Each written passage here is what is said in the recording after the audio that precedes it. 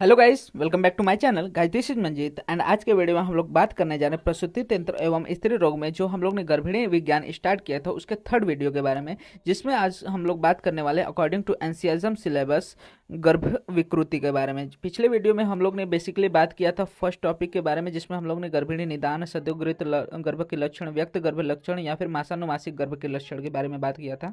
और उससे जस्ट बाद वाले वीडियो में हम लोग ने गर्भोपघात कर भाव के बारे में। आज के वीडियो में हम लोग बात करने वाले हैं गर्भ विकृति के बारे में। तो चलिए देखते हैं। सबसे पहले हम लोग देखते हैं गर्भ विकृति का सामान्य कारण क्या बताएगा, किन किन कारणों से यहाँ पे गर्भ में विकृति हो सकती है। तो इसमें आपको मैंने श्लोक दिया है, आप जो चाहे वो श्लोक कर सकते हैं, आपके ऊपर है। तो बेसिकली हम लोग श्लोक उतना डिस्कस नहीं करेंगे, हम लोग डायरेक्ट जाते हैं इसके कॉन्सेप्ट पे। तो बेसिकली किन किन कारणों से यहाँ पे बीज बेसिकली गर्भ में विकृति होती है उसके बारे में देखते हैं। तो बोला गया है कि बीज के कारण। बीज कारण मतलब क्या? बीज कौन है? शुक्र और शोणित। तो अगर शुक्र और शोणित में कोई दोष है तो इसके कारण गर्भ में विकृति देखने को मिल सकती है। आत्मकर्म दोष मतलब कि जो गर्भ है उसमें जो जीव गया है, वो जीव ने जो पूर्व जन्म में अशुभ कर्म किए हैं उसके कारण के स्वरूप में क्या हो सकता है, उसमें विकृति हो सकती है। या फिर आशय मतलब कि जहाँ पे जो गर्भाशय है उसमें कोई दोष है तो उसके कारण गर्भ में विकृति हो सकती है। या फिर काल दोष। काल दोष मतलब कि ऋतु के कारण कोई भी विकृति हो सकती है। एवं माता के आहार विहार के कारण भी क्या होता है, वहां पे गर्भ में विकृति हो सकती है। तो ये जो 5 मेन बताए गए हैं ये आपको अच्छे से याद रखना है कि बीज के कारण, पूर्व जन्म के कारण, आशय के कारण, काल के कारण और मात के जो आहार है उसके कारण। अब बेसिकली यहाँ पे बोला गया है कि जो महर्षि चरक है उन्होंने बताया कि बीज स्थित जो बीज भाग दूषित होता है उस अंगावयव की विकृति होती है। ठीक है, मतलब कि मान के चलो क्या होता है, पूरा बॉडी पार्ट जो होता है बीज से बन रहा है, तो बीज का जो पार्ट क्या होता है, दूषित रहता है। उससे बनने वाला जो अंग होगा वो भी क्या होगा, दूषित होगा। यही सेम चीज यहाँ पे बोला गया है कि बीज स्थित जो बीज भाग दूषित होता है उस अंगावयव की विकृति वहां पे हमें देखने को मिलती है। बिना दोष के कोई विकृति नहीं होती। इस प्रकार दोनों ही बातें युक्ति संगत देखने को मिलती हैं। बोला गया सभी इंद्रिया जो है आत्मज है और इनका होना या न होना देव के अधीन है। अतः जड़ या अंधे आदि पिता से उत्पन्न बालक निश्चित रूप से पितृ सदृश नहीं होता है। ठीक है, क्या बोला गया है कि अतः जड़ या अंधे जो बालक है, मतलब क्या बोला गया है, देखो यहाँ पे कि जो इंद्रिया होती है वो आत्मज भाव है। आत्मज भाव मतलब क्या? खुद से उत्पन्न होती है। ये ना तो मातृज भाव है ना तो पितृज भाव। इसी कारण से अगर पिता अगर सही से देख भी पा रहा है, पिता में कोई आंखों में डिफॉर्मिटी नहीं है, फिर भी बच्चे जो है उस वो क्या होता है, जड़ या फिर अंधे पैदा हो सकते हैं। ठीक, समझा? क्लियर हुआ? तो ये पहला चीज बोला गया है कि 2 कारण मेन बताए गए। एक तो या तो बीज के भाग के कारण कि अगर बीज के जो भाग में दुष्टि रहेगी उस भाग से उत्पन्न होने वाले अंग में भी दुष्टि देखने को मिलेगी। दूसरा बोला गया कि जो भाग आत्मज होते हैं या फिर जो मातृज या फिर पितृज भाग नहीं होते, उनमें बीज दुष्टि न होने पर भी उनके पूर्व जन्म के कृत्य के कारण या फिर देव के अधीन होने के कारण उन बालकों में वो विकृति देखने को मिल सकती है। आगे हम लोग बात करते हैं कि जब वातादि दोषों के प्रकोपक आहारों का सेवन करने से स्त्री के शरीर में वातादि दोष प्रकोपित होकर शरीर में फैलते हुए स्त्री बीज एवं गर्भाशय को प्राप्त करते हैं, परंतु शोणित एवं गर्भाशय को दूषित नहीं करते हैं। जब स्त्री को गर्भ का धारण करते उस गर्भ के मातृज अवयव या फिर अन्य अवयव में से किसी एक अवयव में विकृति उत्पन्न हो जाती है एवं बीज स्थित जिस जिस अवयव के बीज भाग में प्रकोपित दोष पहुंचते उस प्रकोपित दोष जिस जिस अंगावयव के बीजांश को दूषित करते उस अवयव में विकृति उत्पन्न होती है। सेम चीज बोला गया है कि अगर मदर क्या कर रही है, ऐसे वातादि दोषक प्रकोपक आहारों का सेवन कर रही है तो दोष क्या होंगे, प्रकोपित होंगे, वो पूरे शरीर में फैलेंगे और गर्भाशय में जाकर स्थित रहेंगे। और जब वो गर्भ की निर्मित होती है तो जो बीज है उसमें बीज के जिस जिस भाग को दूषित करते हैं उसी के अंग में या फिर उसी अवयव में गर्भ में भी विकृति उत्पन्न होते हुए देखने को मिलती है। अब महर्षि चरक के अनुसार देखते हैं तो उन्होंने बोला कि गर्भोत्पत्ति के समय स्त्री का मन जिस जंतु या प्राणी की ओर जाता है स्त्री उस प्रकार के पुत्र को जन्म देती है। और आचार्य चरक ने दौहित्र की अपूर्ति होने पर भी गर्भ की विकृति बताया। तो 3-4 कॉन्सेप्ट यहाँ पे देखने को मिला। सबसे पहले बीज स्थित बीजा भाग में कोई दुष्टि हो तो, दूसरा आत्मज कारण हो सकता है, तीसरा प्रकोपक आहार विहार हो सकता है, चौथा मन के कारण होता है। ठीक है, चौथा क्या बोला गया है, स्त्री के मन के कारण जिस प्राणी की ओर जाता है उसके अनुसार ही वो पुत्र को जन्म देती है। और 5वां उन्होंने बोला है कि दौहित्र की पूर्ति न करने के कारण। तो ये 5 कारण आपको अच्छे से याद रखना है। वहीं पे ये सारी चीजें हम लोग ने चरक के अनुसार देख ली। अब हम लोग बात करते हैं सुश्रुत के अनुसार। तो सुश्रुत ने बोला है पाप कर्म के कारण हो सकता है, वात आदि के प्रकोप के कारण, या फिर दोहृत के अवमानन के कारण, माता पिता की नास्तिकता से, मतलब कि वो अगर देवताओं आदि को नहीं मान रहे, पूजा नहीं कर रहे हैं, तो ऐसे में, या फिर पूर्व जन्म के अशुभ कर्मों के कारण, वायु आदि के दोषों के प्रकोप से, या फिर द्रौहिद में जिन जिन इच्छाओं की उत्पत्ति हो रही उनकी अवमानना करने के कारण, या फिर अंग प्रत्यंग की उत्पत्ति में जो गुण या फिर अवगुण विकार होते हैं वे धर्म अधर्म के कारण स्वरूप होते हैं, अर्थात समानताएं धर्म की विकृतियां या अधर्म के कारण, मतलब कि वही सेम चीज देव प्रकोप के कारण बोलना चाह रहे हैं। और प्रसव के समय अकाल प्रवाहन, मतलब कि जब तक प्रसव नहीं हुआ है उससे पहले क्या कर रहे हैं, प्रवाहन कर रहे हैं, उसको जबरदस्ती बाहर निकालने की कोशिश कर रहे हैं, तो उसमें भी घर में भी विकृति उत्पन्न होती है। तो लगभग सेम ही चीज चरक और सुश्रुत दोनों ने बोला है, तो आप चरक का बस याद कर सकते हैं। अष्टांग संग्रहकार का भी मैंने इसमें वर्णित कर दिया है कि वायु का विकृत होना गर्भांग विकृति का प्रधान कारण माना गया है। और 16 वर्ष से कम आयु की स्त्री में या फिर ऋतु काल के प्रारंभ के 3 दिनों में गर्भाधान होने पर शुक्र आर्तियों की विकृति से विकृत गर्भ की उत्पत्ति होती है। ठीक है, दो चीज इन्होंने बोला गया है कि सबसे पहले क्या है, 16 वर्ष से कम आयु की स्त्री से अगर संभोग कर रहे हैं या फिर ऋतु काल के प्रारंभ के 3 दिन में अगर वहां पे गर्भाधान हो रहा है, तो ऐसे कंडीशन में गर्भ में विकृति उत्पन्न होती है। इसके अतिरिक्त विकृत गर्भ के लक्षण की जब बात करते हैं तो इसमें बोला गया सर्व, वृश्चिक, कुष्मांड आदि विकृति वाला या फिर आकृति वाले वहां पे गर्भ की उत्पत्ति होती है। जो गर्भ होता है वो कुब्ज, कूणी, पंगु, मूक, मिनमिन या फिर जात्यांध, वामन, विकृत, अक्ष, बधिर, विकट संतान वाला होता है।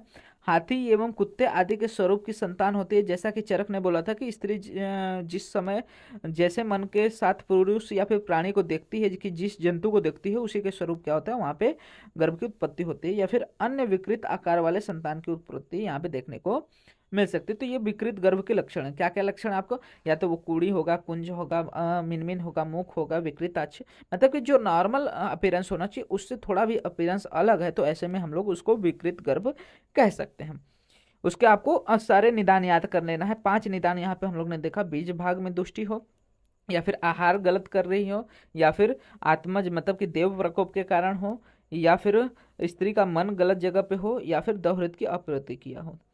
अब माता के दोष प्रकोपक आहार से क्या क्या गर्भ में विकृति उत्पन्न हो सकती है उसके बारे में देखते हैं। तो बोला गया कि यदि गर्भिणी वातल आहार की बात कर रहे हैं, तो गर्भिणी वातल आहार विहार का नित्य सेवन कर रही है, तो जो गर्भ है वो जड़ होगा, बधिर होगा, मुक या फिर मिनमिन, मुक मिनमिन का मतलब कि अच्छे से बोल नहीं पाएगा, कम आवाज वाला रहेगा, खंज होगा, कुब्ज होगा, वामन होगा, या फिर हीन या फिर अधिक अंग वाला होगा। ये सारी चीजें वात विकार से युक्त गर्भिणी स्त्री में देखने को मिलता है। वहीं पे वाघभट्ट जो द्वय है उन्होंने बताया है कि गर्भावस्था में वायु की विकृति होने के कारण सस्कुली, सस्कुली मतलब कि बाह्य कारण जो होती है वो संकुचित होती है, मतलब कि जो कान होगा उसका गर्भ का वो कैसा होगा, छोटा रहेगा, जिसको हम लोग कुचीकरणक भी कहते हैं। वहीं पे अगर गर्भिणी स्त्री जो है वो पित्तल आहार विहार का सेवन कर रही है, तो ऐसे कंडीशन में जो गर्भ है उसको खलित, पलित, समश्रुहीनता, समश्रुहीनता मतलब कि दाढ़ी मूछा आदि कम रहेंगे या फिर नहीं रहेंगे। उसके बाद त्वचा, नख एवं केश जो रहेंगे पिंगल वर्ण का, थोड़ा ब्राउनिश कलर का रहेंगे, आदि जो पित्तजन्य विकार है वो उनमें देखने को मिलेंगे। वहीं पे अगर जो स्त्री गर्भिणी स्त्री है वो श्लेष्मल आहार का सेवन कर रही है, कफज आहार विहार का सेवन कर रही है, तो ऐसे में जो गर्भ होगा उसको कुष्ठ, किलास एवं सदंत जन्म मतलब कि दांत के साथ ही बच्चे का जन्म रहेगा, या फिर अन्य श्लेष्मा के विकार यहाँ पे देखने को मिल सकते हैं। और अष्टांग हृदयकार ने बोला है कि जो बालक है उसमें स्वित्र या फिर पांडु आदि विकार भी उत्पन्न हो सकते हैं। वहीं पे स्त्री अगर त्रिदोषज आहार विहार का सेवन कर रही है, तो ऐसे में सभी के मिश्र लक्षण देखे जाएंगे, ऐसा बोला गया है। वहीं पे वाग्भट द्वय ने बोला है कि गर्भ में एक अथवा अनेक पिपली के समान वेदना रहित मांसांकुर उत्पन्न होते हुए देखने को मिल सकते हैं। इसके अतिरिक्त बोला गया कि अस्थि विरहित गर्भ मतलब कि जब दो अत्यंत कामातुर स्त्रियां समागम करती हैं एवं किसी प्रसव एक दूसरे में शुक्र का उत्सर्ग करती है, तो अस्थि विरहित या फिर कोमल अस्थि युक्त गर्भ की उत्पत्ति यहाँ पे देखने को मिलती है। और यदि ऋतु स्तन स्त्री स्वप्न में मैथुन करती है या फिर अनुभव करती है, तो प्रकोपित वायु आर्तों को गर्भाशय में ले जाकर गर्भ की उत्पत्ति कर देती है। उस गर्भिणी में गर्भ के लक्षण प्रतिमास बढ़ते जाते हैं। पितृगुण केश लमशु से विरहित कलल की उत्पत्ति होती है। ठीक है, दो कंडीशन बोला गया है कि अगर जो दो अत्यंत कामातुर स्त्रियां हैं, जो कि आजकल हम लोग कॉन्सेप्ट देखते हैं लेस्बियन का, तो ऐसे में क्या हो रहा है कि अगर दो ऐसी स्त्रियां हैं जो कामातुर होके एक स्त्री दूसरे स्त्री के साथ समागम कर रही है, तो ऐसे में जो गर्भ उत्पन्न होगा या तो वो अस्थि से विरहित रहेगा, या तो अगर वो उत्पन्न भी हो रहा है तो उसकी जो अस्थियां रहेंगी कोमल होंगी, क्योंकि उनमें पितृज भाव कम होने की वजह से उसमें कठिनता कम देखने को मिलेगी। वहीं पे दूसरी चीज बोला गया है कि अगर कोई ऋतु स्थानाता स्त्री है, ठीक है, और वो स्वप्न में मैथुन कर रही है, मतलब कि सच में मैथुन न करके स्वप्न में ही मैथुन कर ले रही है, तो ऐसे कंडीशन में भी उसका भी क्या होगा, जो शुक्र प्रवर्तन होगा, मतलब कि आर्तव जो होगा उसका प्रवर्तन होकर, और उसमें क्या होगा, वायु प्रकुपित होकर गर्भाशय में इस आर्तों को ले जाकर उसमें क्या होगा, गर्भ की निर्मित करके प्रतिमास बढ़ने वाला गर्भ उत्पन्न करता है। लेकिन यहाँ पे भी क्या है, अगेन पितृगुण जो है उत्पन्न नहीं है या फिर पितृभाग नहीं है, क्योंकि यहाँ पे उसने जो स्त्री है उसने पुरुष के साथ संभोग क्रिया नहीं की है, इसके कारण शुक्र का वहां पे प्रादुर्भाव न होने के कारण जो गर्भ रहेगा उसमें जो पितृज भाव बताए गए हैं, केश समश्रु लोम नख दंत सिरा स्नायु धमनी आदि, वो नहीं रहेगी। इनसे विरहित कलल की उत्पत्ति वहां पे उसमें देखने को मिलती है। तो ये आप याद रख सकते हैं अस्थि विरहित गर्भ में कि दो कंडीशन हो सकती है, जब दो कामातुर स्त्रियां समागम कर रही हो, या फिर जो ऋतु स्नाता स्त्री है वो अपना खुद ही मैथुन कर ले रही है इन द स्वप्न। ठीक है, तो ऐसी कंडीशन में उसके बाद जो गर्भिणी है उनका व्याधियों का भी प्रभाव पड़ता है गर्भ के ऊपर। तो इसमें सुश्रुत और भाव प्रकाश ने क्या बोला कि दोषों की विकृति से अथवा अभिघात आदि से गर्भिणी स्त्री का जो भाग या फिर अंग पीड़ित रहता है, गर्भस्थ शिशु का भी वही अंग पीड़ित होता है। ठीक है, मान के चलो कोई ऐसा डिजीज है जैसे रेनल डिजीज अगर स्त्री में है, तो उसमें जो गर्भ उत्पन्न हो रहा है हो सकता है कि उसमें भी क्या हो, रेनल डिजीज हो सकते हैं, जिसको हम लोग आनुवंशिकी व्याधियां कहते हैं, जो कि हेरिडेटरी डिसीजेस रहते हैं। तो ये सारी चीजें हमें देखने को मिलती हैं विद इन द गर्भ विकृति। तो गर्भ विकृति में क्या याद रखना है आपको कि गर्भ विकृति क्या होता है कि नॉर्मल से थोड़ा भी अलग हो गर्भ, तो उसको गर्भ विकृति कहते हैं। गर्भ विकृति के हम लोग ने डिफरेंट डिफरेंट कारण देख लिए, जिसमें 5 मेन कारण आपको अच्छे से याद रखना है। बीजा भाग के कारण, बीजा भाग में दुष्टि होने के कारण, आत्मज के कारण, उसके बाद हम लोग ने देखा कि आहार विहार के गलत आहार विहार के सेवन के कारण, स्त्री का मन गलत जीव जंतुओं पे लगने के कारण, और दोहृत की आपूर्ति। ये जो है 5 मेन है, इसके अलावा भी और बहुत सारे कारण हम लोग ने देखे। उसके बाद लक्षण पता होना चाहिए, और वातज आहार विहार के सेवन से क्या हो रहा है, पित्तज आहार विहार के सेवन से क्या हो रहा है, कफज आहार विहार के सेवन से क्या हो रहा है, ये सारी चीजें आपको यहाँ पे देखने हो सकते हैं। ठीक है, तो इसी के साथ हमारा जो थर्ड टॉपिक है इसमें वो हमारा कंप्लीट होता है, जिसमें आज हम लोग ने अकॉर्डिंग टू एनसीईआरटी सिलेबस जो गर्भ विकृति उसके बारे में देख लिया है। तो होप आपको सारी चीज़ें रिलेटेड टू गर्भ विकृति क्लियर हो गई होंगी। मोस्ट ऑफ द चीज़ें जो अकॉर्डिंग टू एनसीईआरटी सिलेबस था वो मैंने कवर कर दिया है। तो अगर ये वीडियोस आप देख के जा रहे हो तो इसके रिलेटेड कोई भी क्वेश्चन आएगा आप इजिली उसको अटेंड कर पाओगे। तो होप सारी चीज़ें क्लियर हो गई होंगी। कुछ भी डाउट रहता है आप कमेंट सेक्शन में मेंशन कर सकते हैं, मैं ट्राई करूंगा फर्दर वीडियोस में उसको और अच्छे से समझा सकूं। साथ ही साथ वीडियो अच्छा लगा तो वीडियो को लाइक एंड शेयर करना मत भूलिएगा, जिससे ज़्यादा से ज़्यादा लोग वीडियो का फायदा ले सकें। एंड इसी तरह के और भी फर्दर वीडियोस इस चैनल पर अपलोड होते रहेंगे, तो चैनल को सब्सक्राइब जरूर कर लीजिएगा, जिससे आने वाले वीडियोज़ के नोटिफिकेशन आपको मिलते रहें। एंड आप हमारे इंस्टाग्राम एंड टेलीग्राम हैंडल्स को भी फॉलो कर सकते हैं, जहाँ पे आपको वीडियो से रिलेटेड, नोट्स से रिलेटेड, साथ ही साथ बीएमएस से रिलेटेड जो भी अपडेट्स रहते हैं प्रोवाइड हो जाते हैं, जिसका लिंक आपको वीडियो के डिस्क्रिप्शन में अवेल हो जाएगा।